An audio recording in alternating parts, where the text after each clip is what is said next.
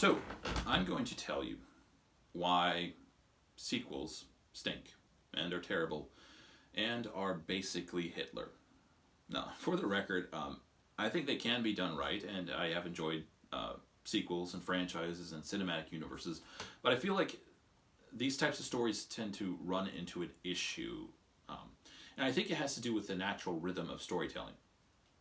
So, from the depths of my high school education, the rhythm of storytelling would go something like this. Now, you could fiddle with this probably, but this is like the standard, right? So you start out, excuse me, with a pretty low level of intensity, right?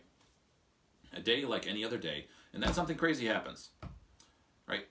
So, low level of intensity to start out with, crisis, resolution. Now, in theory, this resolution until the end of the story doesn't come down to the same level as it was when it started. So you have a crisis,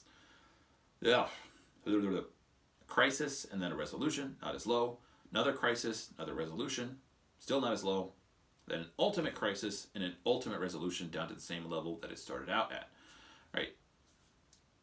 Now the thing is, it feels like with sequels or franchises or cinematic universes, just movies in the same universe as that same movie, the problem is it's not really the end of the story, and the expectation for the next crisis doesn't really go down. So you have to beat that last ultimate crisis. That's the tendency, anyways. It feels like there's so the problem is, I think that franchises and sequels and cinematic universes run into is that you create an impossible expectation for the next film or the next story. And you think of a villain like Thanos, someone who could snap half the universe out of existence in godlike fashion. How do you beat that for a villain? Like, as far as stakes go, that's the highest stakes you could really get, pretty much.